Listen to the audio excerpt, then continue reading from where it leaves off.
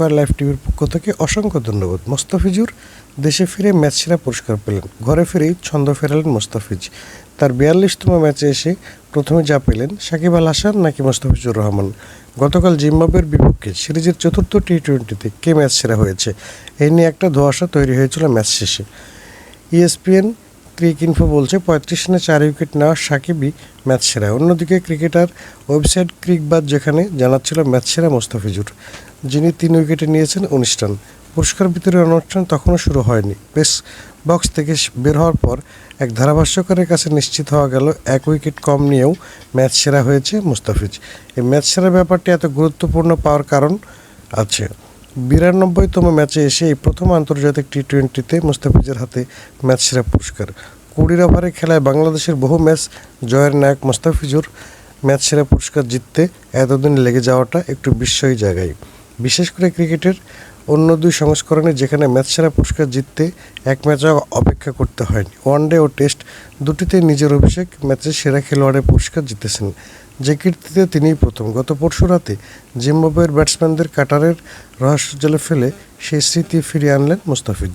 মোস্তাফিজের সাফল্যের সঙ্গে উইকেটের একটা সরাসরি সম্পর্ক আছে। গতকাল মিরপুর আন্তর্জাতিক টি-20 খেলতে নেমেছিলেন ১ বছরের বেশি সময় পার করা পর।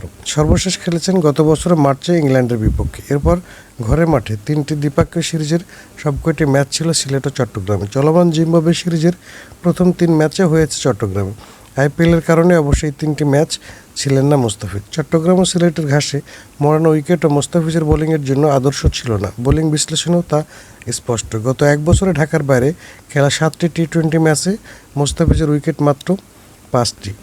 গড় প্রতি ওভার রান দিয়েছিলেন ৯.54। গত মার্চে সর্বশেষ শ্রীলঙ্কা সিরিজেও ৩ ম্যাচে ৪ ওভার করে বোলিং করেছেন। প্রতিটিতে রান দিয়েছিলেন ৪০-এর বেশি, উইকেট মাত্র ২টি। গত কয়েকটি সিরিজে পারফরমেন্স কারণে মোস্তাফিজকে নিয়ে সমালোচনাও কম হয়নি। মোস্তাফিজের অবশ্য শ্রীলঙ্কার বিপক্ষে ঘরের মাঠে পারফরমেন্স ভুলিয়ে দিয়েছিলেন IPLের বোলিং দিয়ে। চেন্নাই সুপার কিংসের হয়ে ৯ ম্যাচে ১৪ উইকেট নিয়েছেন, ৯.26 ইকোনমিক রেট। এবারের IPLে যেভাবে রান হচ্ছে তাতে প্রায় ৯.৫ ইকোনমিক রেটকেও বেশ ভালো বলতে হচ্ছে। লক্ষণীয় দিক হলো মোস্তাফিজের ১১ উইকেট এসেছে চেন্নাইয়ের ঘরের মাঠ চিদাম্বর স্টেডিয়ামে, যেখানকার উইকেটের চরিত্রের সঙ্গে মিরপুরের অনেক মিল।